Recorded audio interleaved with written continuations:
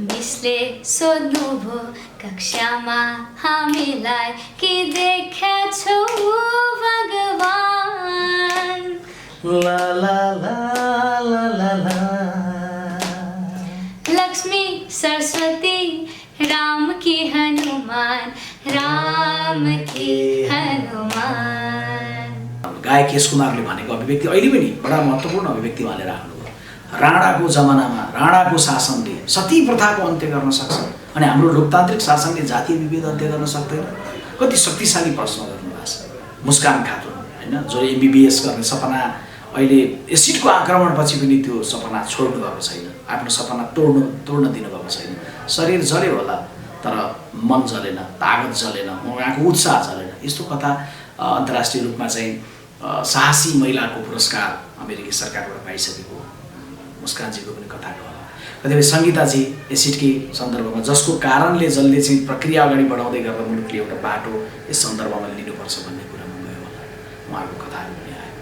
अब एसिड आक्रमणकै सन्दर्भमा चाहिँ नि हामीले सुनेका कस्तो हुन्छौँ अशोकजी भने एसिड आक्रमण कुनै केटी मान्छेलाई प्रहार भएको हुन्छ, होइन, धेरै घटनाहरू त्यस्तो छन्। तर त्यस्तो कथाहरू पनि ऐनामा गयो जसमा चाहिँ केटा मान्छे पनि, होइन, बिरमान महर्जनजी एकजना उहाँको कथा आयो जो पुरुष मान्छे, होइन, पसल जसलाई राति 1 बजेतिर चाहिँ एसिड बनाइएको छ। आज पनि ऐना विशेष संवाद लिएर हामी उपस्थित भएका छौँ। ऐना कार्यक्रमका सञ्चालक विश्वप्रकाश शर्मासँग आज पनि हामी कुराकानी गर्नेछौँ। आजै विश्वप्रकाश शर्माकै सङ्गीतमा एउटा गीत रिलिज भएको छ। कान्तिपुर टेलिभिजन र ऐनाको अफिसियल युट्युब च्यानलबाट हरेक बुधबार राति 9 बजे कार्यक्रम ऐना प्रसारण हुने गर्दछ।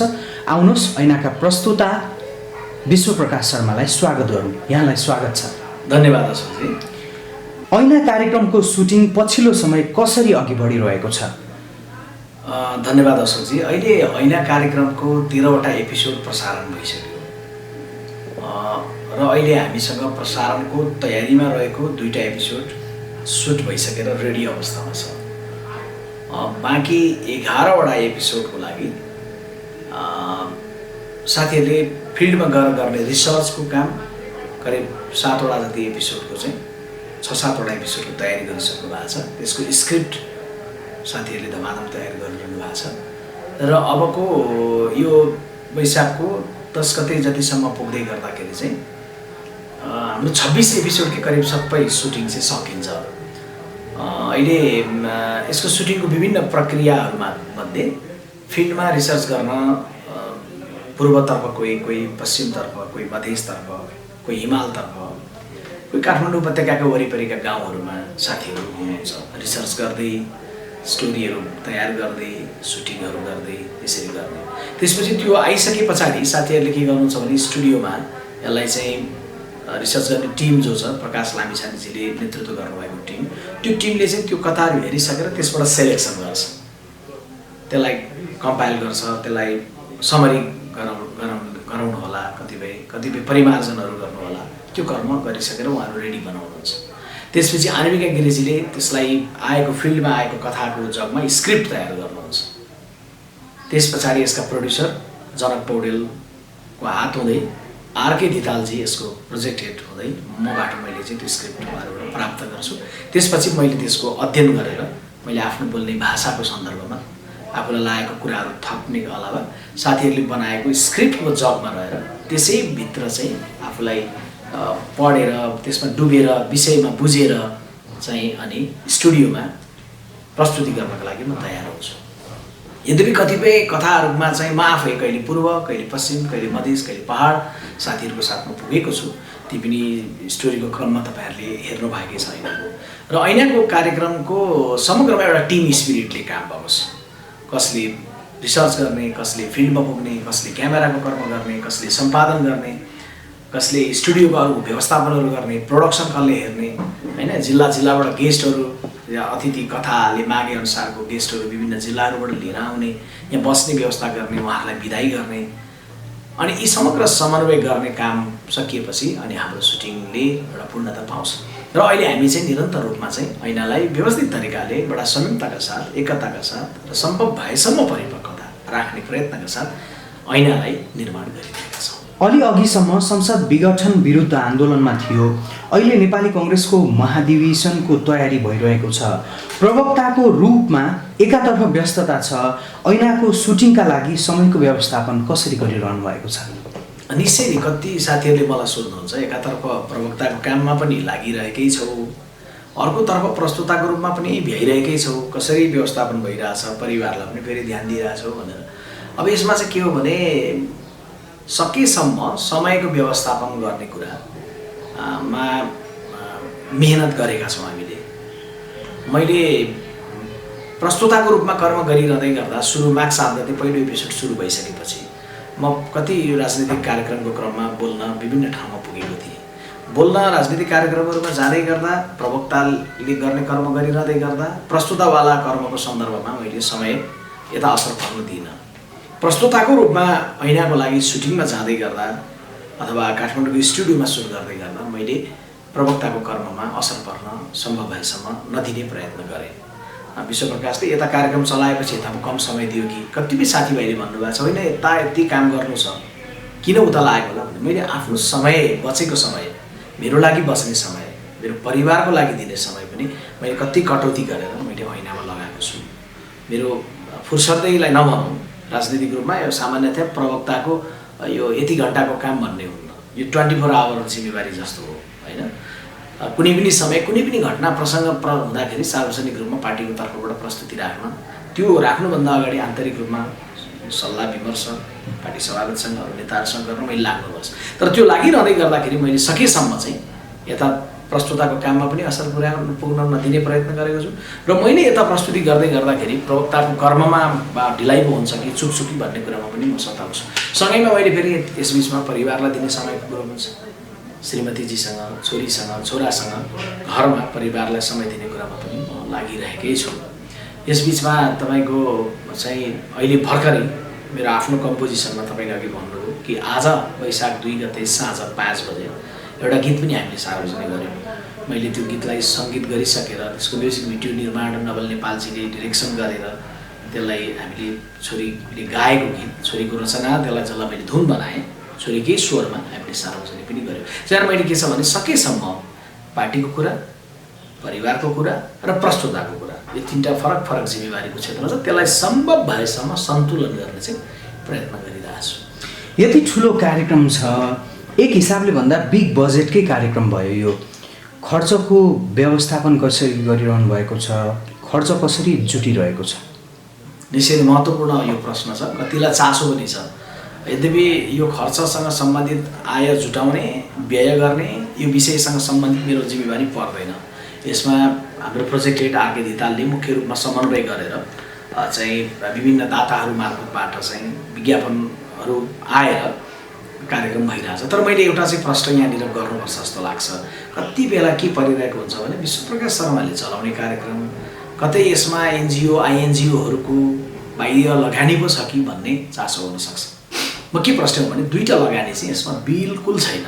जुन बेला सुरुवातमा यसलाई चाहिँ संरचना गर्दै थियौँ हामी, त्यो बेलै हामी सल्लाह थियो, एउटा चाहिँ मदिरा चुरोटजन्य चिजहरूको विज्ञापन जति पैसा प्राप्त हुने अवस्था भए पनि कसैले दिन्छु भनेर बडा दयालु हृदयले भन्नुभयो भने पनि हामी एकदमै क्षमायाचना गरेर हामी मदिराको अथवा चाहिँ चुरोट खैनीहरूको सुर्तीजन्य चिजको विज्ञापन हामी लिन्नौँ भनेरै भन्थ्यौँ र एउटा प्रस्ताव आएको पनि थियो आरकेजीबाट। उहाँले जानकारी पनि गराउनुभयो टिममा, तर उहाँले अस्वीकार गरिसकेको जानकारी पनि गराउनुभयो। एउटा दोस्रो चाहिँ यसमा कुनै विदेशी फन्डिङ, कुनै एनजिओ आइएनजिओको बिल्कुल लगानी छैन।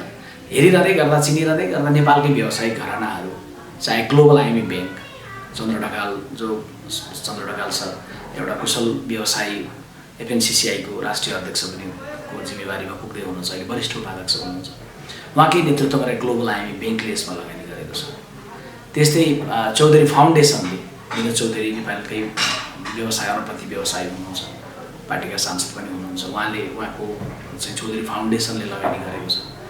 त्यस्तै तपाईँको चाहिँ आइएनजी ग्रुप भन्ने छ, सुलभ बुढाथोकी एउटा प्रतिभाशाली उदाउँदो एउटा व्यवसायी मित्र हुनुहुन्छ, सुयोग्य साथी हुनुहुन्छ, उहाँले लगानी गर्नुभएको छ।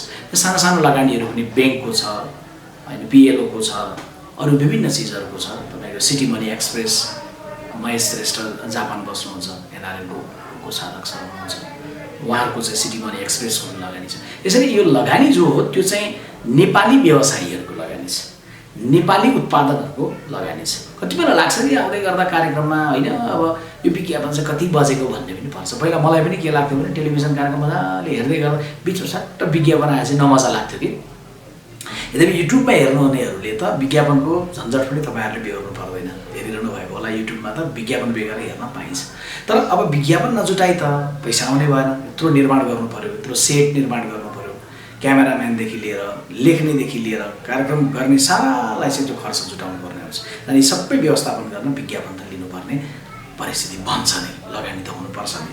त्यस कारण तर त्यो हुँदै गर्दाखेरि फेरि पनि म क्लियर गर्छु, कसैको पनि बाह्य लगानी एनजिओको आइएनजिओको कुनै नदेखिएको संस्थाको कुनै इन्ट्रेस्ट राखेको कुनै संस्थाको बिल्कुल लगानी छैन र मदिरा र चुरोटजन्य सुर्तीजन्य चिजहरूको पनि लगानी यसमा छैन। पछिल्ला केही कार्यक्रमका पछिल्ला केही अङ्कहरूका जसका कथाहरू व्यथाहरू अनि पात्रहरूबारे केही टिप्पणी केही अनुभव चाहिँ कस्तो रह्यो? अब पछिल्ला कथाहरू अझै बढी मानवीय संवेदनाले छोइएका कथाहरू छन्। यद्यपि हरेक एपिसोडमा केही न केही मार्मिकताहरू छन्, केही न केही व्यथाहरू छ, केही अँध्यारो पाटोहरू छ, केही उज्यालो कुराहरू पनि त्यहाँ छ होइन। तर अब जस्तो एसिडको सन्दर्भमा भन्नुहोस्, अब चाहिँ कतिपय चर्चामा रहेको कथा पनि आयो होला, मुस्कान खातुन होइन, जो एमबिबिएस गर्ने सपना अहिले एसिडको आक्रमणपछि पनि त्यो सपना छोड्नु भएको छैन, आफ्नो सपना तोड्न दिनुभएको छैन। शरीर जल्यो होला तर मन जलेन, तागत जलेन, उहाँको उत्साह जलेन। यस्तो कथा अन्तर्राष्ट्रिय रूपमा चाहिँ साहसी महिलाको पुरस्कार अमेरिकी सरकारबाट पाइसकेको मुस्कानजीको पनि कथाको होला। कतिपय सङ्गीताजी एसिडकै सन्दर्भमा जसको कारणले जसले चाहिँ प्रक्रिया अगाडि बढाउँदै गर्दा मुलुकले एउटा बाटो यस सन्दर्भमा लिनुपर्छ भन्ने कुरामा गयो होला, उहाँको कथाहरू पनि आयो। अब एसिड आक्रमणकै सन्दर्भमा जेनरली नि हामीले सुनेका कस्तो हुन्छौँ अशोकजी भने, एसिड आक्रमण कुनै केटी मान्छेलाई प्रहार भएको हुन्छ होइन, धेरै घटनाहरू त्यस्तो छन्। तर त्यस्तो कथाहरू पनि ऐनामा गयो जसमा चाहिँ केटा मान्छे पनि होइन, बिरमान महर्जनजी एकजना उहाँको कथा आयो जो पुरुष मान्छे होइन, पसल जसलाई राति 1 बजेतिर चाहिँ एसिड बनाइएको छ, यस्तो कथाहरू पनि गयो। घरेलु हिंसाका कथाहरू तपाईँसँग अघिल्लो संवादभन्दा अहिले आउँदै गर्दा घरेलु हिंसाको कथाहरू ठुलै ताजमहलै बनाउला कि हामीले बनाउँदै गर्दा हरेकको घर ताजमहल जस्तो बन्ला नि, तर गर्ने के त्यो ताजमहल जस्तो घरभित्र द्वन्द्व चाहिँ तपाईँको चाहिँ तातो तेल गर्न तताएर श्रीमतीलाई खनाइछ भने त्यो घर के घर हुन्छ, त्यो परिवार के परिवार हुन्छ। त्यस्तै घरेलु हिंसाका कथा पछाडि तपाईँको जातीय विभेदको कथाहरू गए। जातीय विभेदको कथा जाँदै गर्दाखेरि गायक केश कुमारले भनेको अभिव्यक्ति अहिले पनि बडा महत्त्वपूर्ण अभिव्यक्ति उहाँले राख्नुभयो। राणाको जमानामा राणाको शासनले सती प्रथाको अन्त्य गर्न सक्छ अनि हाम्रो लोकतान्त्रिक शासनले जातीय विभेद अन्त्य गर्न सक्दैन। कति शक्तिशाली प्रश्न गर्नुभएको छ। यस बिचमा ती कथाहरू आए। विन्ध्यवासिनी हरिजन सुसाइड एटेम्प गर्नुभयो 2 चोटि 3 चोटि होइन, एउटा चाहिँ जातीय कारणले यो जात गऱ्यो भनेर अपहेलित हुनुभयो, घरेलु हिंसा बेहोर्नुभयो होइन, जातीय विभेद पनि बेहोर्नुभयो। त्यस पछाडि तपाईँको उहाँले पढेर मास्टर्स गरेर अहिले राम्रोसँग जागिर गरेर उठिरहेको कथा पनि यस बिचमा गएको छ। दाइजोको कारण श्रीमानले जलाए श्रीमती भनेर आउँछ कथा, तर जलाइएको श्रीमतीलाई जेलबाट छुटेर आएर 2टा हात जोडेर माफी मागेर 7 वर्षपछि छुटेर आएर प्रेम गरेर विवाह गरेर एउटा राम्रो खुसी परिवार बनाएर नेपालगञ्जमा बसिरहेका बसिम र आश्रम सिद्धिको कथा पनि यस बिचमा गयो होइन। विन्ध्यवासिनी हरिजनको कथा पनि यस बिचमा गयो, नवराज विकरको कथा पनि यस बिचमा गयो। जाँदै गर्दाखेरि म सम्झिन्छु कि म चाहिँ एउटा राजनीति गर्ने मान्छे, एउटा प्रस्तोताको रूपमा कर्म गरिरहेको छु। यो ऐनामा म आफ्नै अनुहार हेरिरहेको छु। भोलि मैले गर्नुपर्ने कर्म के होला, म माथि माथि उठ्दै गएँ, जिम्मेवारीमा बढ्दै गएँ भने त्यही बाटो भन्ने, बिजुली भन्ने, संघीयता र गणतन्त्र भन्ने हामी सबैले भनिरहेका छौँ। तर मलाई लाग्छ कि विश्वप्रकाश शर्माहरू र विश्वप्रकाश शर्माको पुस्ताहरूले अब यो कथाहरूलाई नेतृत्व गर्नुपर्छ, अब यसलाई बोक्नुपर्छ। कुन राजनीतिक दलमा छौँ अलग कुरा हो, तर हामीले यी विषयहरूलाई उठान गर्नुपर्छ र यी विषयहरूको चाहिँ निकास निकाल्ने, निष्कर्षमा पुर्याउने गरी हामी लाग्नुपर्छ भन्ने कुराको लागि चाहिँ अहिले हामीलाई यी कथाहरू मार्फतबाट चाहिँ एउटा प्रेरणा आएको छ। अहिले आउँदै गर्दा अन्तिममा नयाँ वर्षको दिन आज 2 गते तपाईँ र म संवाद गर्दैछौँ। नयाँ वर्षको दिन हामीले प्रस्तुत गरेको चाहिँ निर्माण क्षेत्रमा कार्य गरिरहेका श्रमिकहरूको पीडालाई प्रस्तुत गर्यौँ। मेलम्चीको पानी आदरणीय हेरिरहनु भएका, मलाई हेरिरहनु भएका सबैले काठमाडौँको धारामा पानी थापेर पिउनुभयो होला। मेलम्चीको पानी तपाईँको घरमा पानीको धारा आएको छ, तर एक इन्जिनियर र केही श्रमिकहरूको घरमा चाहिँ आँसुको धारा बगिरहेको छ, जसले मेलम्ची नदीको पानी काठमाडौँ ल्याउने क्रममा, निर्माण गर्ने क्रममा सुरुमा चाहिँ उहाँहरूको चाहिँ दुर्घटनापछि निधन भयो। तर हामीले कथाको क्रममा भनेका छौँ राजनीतिक परिवर्तनको क्रममा जीवन गुमाएकाहरूलाई राजनीतिक शहीद भनिन्छ भने देशको भौतिक निर्माणको क्रममा बाटो घाटो पुल पुलिसा सुरुङ बनाउँदै गर्दा निर्माण क्रममा निधन भएका दिवंगत भएका श्रमिकहरूलाई चाहिँ निर्माणको शहीद निर्माण यात्राको शहीद भनेर सम्मान गर्नुपर्छ भनेर भनेको छ। त्यस कारण नयाँ वर्ष पुग्दै गर्दाखेरि श्रमिकहरूले झेलिरहेको पीडा यस्तो भन्ने हामीले अब विभिन्न विषयहरूमा हामी जाँदैछौँ। यी पात्रहरू यी प्रवृत्तिहरूमा गहिरोसँग डुबेर अनि यसको समाधान के हुनसक्छ, यस्तो कुरालाई अन्त्य कसरी गर्ने भन्ने कुरामा हामी जानेछौँ। यो प्रश्नको अन्तिममा तपाईँलाई म ठ्याक्कै एउटा राखौँ। कतिले मलाई भन्नुहुन्छ कि समस्या धेरै आएको छ, अब के हुन्छ भनेर। एउटा टेलिभिजन कार्यक्रम आउने बित्तिकै अलि अगाडि भनेकै वाक्य फेरि भन्छु म, एउटा टेलिभिजन कार्यक्रम आउने बित्तिकै हजारौँ वर्षदेखि दिमागमा बसेको बक्सी प्रथा अन्त्य भइहाल्दैन। तर यसले बहसमा जरुर लैजान्छ। बहसमा तपाईँलाई मलाई हामी सबैलाई लैजान्छ। लानुपर्छ, बहस गर्नुपर्छ, यो गलत कुरालाई अन्त्य गरेर हामी एक भएर यो समाजको रूपान्तरणमा लाग्नुपर्छ। त्यो समाधानको दिशामा जानलाई एउटा उज्यालोको खोजीको लागि यो बहस हो। बिर्सेका कथाहरूलाई सम्झौँ, बहस गरौँ, समाधानको खोजी गरौँ भन्ने अपिल चाहिँ कार्यक्रम ऐना मार्फत हामीले गर्न चाहेका छौँ। अन्त्यमा आज तपाईँले आफ्नो सङ्गीतमा एउटा गीत पनि सार्वजनिक गर्नुभएको छ। यो कस्तो गीत हो र गीतमा के भनिएको छ? गीतको बोलको हिसाबले भन्दा मिसले सोध्नुभयो कक्षामा हामीलाई के देख्या छौ भगवान् भनेर चाहिँ फिमेल स्वरमा गाइएको छ होइन। अब यो चाहिँ खासमा छोरीले लेखेको रचना हो। त्यसलाई अलिअलि परिमार्जन गर्ने कुरा मैले थोरै गरिदिएँ होला, छोरीको आमाले अलिकति गरिन् होला। मेरो श्रीमतीले कुनै ठाउँमा बोल्दै गर्दा यसो प्रशिक्षणात्मक कुरामा अथवा कोही बेला बाबाले भनेको कतिपय ठाउँका कुरामा सुनेर छोरीले चाहिँ रचना एउटा डायरीमा गरेकी रहेछन् कि असोजी लेखेर राखेकी रहेछन्। अनि यसो हेरेको छोरीले लेखेको भनेर आमा चाहिँ देखाएपछि अनि आमा र श्रीमतीजी र मैले सल्लाह गऱ्यौँ छोरीले लेखेको यसलाई चाहिँ अलिक परिमार्जन गरिदिउँ र छोरीलाई कतिखेर थाहा दिउँ भने धुन बनाइसकेर। अनि त्यस पछाडि यो लकडाउनभन्दा अलि अगाडि चाहिँ मैले धुन बनाएको थिएँ गएको सालको होइन 77 सालको चाहिँ पुसमाघतिर बनाएको फागुन चैतमा लकडाउन हो। त्यस पछाडि त्यो धुन बनाइसके पछाडि त्यसमा चाहिँ जब कक्षा कोठामा गुरुआमाले सोध्नुहुन्छ कि भविष्यमा के बन्न चाहन्छौ, चलन त्यही छ नि त, यसो गर्न चाहने त्यसो गर्न चाहने। अनि अर्को के हुन्छ भगवान् देखेको छौ, भगवान् के हो भन्ने हुन्छ। अनि त्यो बारेमा छोरीले लेखेको अलिकति परिमार्जन गरेर अनि आज त्यो चाहिँ निर्माण गरिसकिएको छ र यसलाई चाहिँ तपाईँको चाहिँ मैले धुन बनाएँ। बेला बेला मेरो अब यसो फुर्सदको समयमा के गर्ने भन्दा कुनै शब्द बनाएर त्यसैलाई यसो खेलाउने मेरो चलन छ।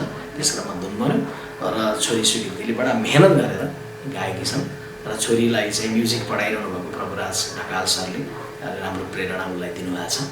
अनि यसको एरेन्ज गर्ने काम महत्त्वपूर्ण काम चाहिँ मनोहर सुनाम मेरो अत्यन्त आदरणीय दाइ हुनुहुन्छ, उहाँले एरेन्ज गर्नुभएको छ। त्यस्तै रेकर्डिस्टको भूमिकामा प्लस चाहिँ तपाईँको मिक्सिङ गर्ने कर्म चाहिँ स्टुडियो साउन्ड डिजाइनका साथी युवा मित्र भोला पौडेलले गर्नुभएको छ। र यसलाई म्युजिक भिडियो चाहिँ तपाईँको निर्देशन नेपाली फिल्मका परिचित निर्देशक नवल नेपालले गरेर मदन काश्यप घिमिरेले छायाङ्कन गरेर अनि जीवनजीले चाहिँ यसलाई चाहिँ तपाईँको चाहिँ सम्पादन गरेर अनि आज चाहिँ निकालिएको छ। र सबैलाई म अनुरोध गर्छु यो गीतलाई चाहिँ तपाईँहरूले YouTube channel Vishwaprakash Sharma official search गरेर अनि त्यसमा चाहिँ यो गीत हेर्न सक्नुहुन्छ। म तपाईँहरू सबैलाई हेर्नलाई पनि आग्रह गर्न चाहन्छु। गीत सन्देशमूलक छ। खास गरी बालबालिकाले चाहिँ आफ्नो भगवान् भनेको के हो भन्दा आफूलाई पढाउने गुरु, आफ्नो जन्म दिने आमा बाबा भन्ने कुराहरूको बारेमा भनिएको छ। मलाई लाग्छ अशोकजी अब गीतको बारेमा गीत जब बन्दै गरेको हुन्छ नि लेख्दै गर्दा रचनाकारको हुन्छ, धुन बनाउँदै गर्दा सङ्गीतकारको हुन्छ होइन, एरेन्ज गर्दै गर्दा एरेन्जरको हुन्छ, रेकर्डिङ गर्दै गर्दा रेकर्डिस्टको हुन्छ। तर जब सार्वजनिक भएर सुन्दै गर्नुभएको हुन्छ नि तपाईँहरूले त्यस बेला चाहिँ त्यो गीत चाहिँ गायकको हुन्छ। त्यसमा मलाई लाग्छ छोरी स्वीकृतिले नै यसबारेमा छुट्टो भनिदिनु भने अनि सबैलाई हेर्नलाई अनुरोध पनि छोरीले नै गर्छन्। हस्, धन्यवाद, जय नेपाल, नमस्कार। यसै गरी हामीसँग स्वीकृतिजी पनि हुनुहुन्छ। स्वीकृतिजी, यो गीत कसरी बन्यो, तपाईँलाई प्रेरणा कसरी इन्स्पायर हुनुभयो, यो गीत कसरी बन्यो अलिकति बताइदिनुहोस् न। यो गीत चाहिँ मैले सुनिरहेको आमाले बोलेको बाबाले बोलेको कुराहरूलाई नै लेखेको छु र यसमा भनिएको छ मिसले सोध्नुहुन्छ को कक्षा कोठामा भगवान् देखेको छौ भनेर। अनि भन्दाखेरि चाहिँ मैले उठेर देखेको छु मिस भन्छु। अनि को भन्दा त हामीलाई शिक्षा दिने पढाउने गुरु हाम्रो एउटा भगवान्, हाम्रो दोस्रो भगवान् हामीलाई ताते ताते गर्न सिकाउने बोल्न सिकाउने हाम्रो बाबा हाम्रो दोस्रो भगवान् र हामीलाई जन्म दिने यो संसार देखाउने हाम्रो आमा हाम्रो पहिलो भगवान् भनेर यो गीतमा भनिएको छ। आज वैशाख 2 गते यो गीत सार्वजनिक भएको छ र सबैजनाले हेरिदिनु हुन आग्रह गर्दछु र साथै प्रतिक्रिया दिनुहोला, किनकि त्यो प्रतिक्रियाबाट म आगामी दिनहरूमा आफूलाई अझ परिमार्जित गर्दै जान सक्नेछु र मेरो सङ्गीतको यात्रा अझै अगाडि बढाउन सक्नेछु। अन्त्यमा यो गीत अलिकति छोटो गुनगुनाइदिनुहोस् न। मिसले सोध्नुभयो कक्षामा हामीलाई के देखाछौ भगवान, ला ला ला ला ला ला। लक्ष्मी सरस्वती राम की हनुमान, राम की हनुमान।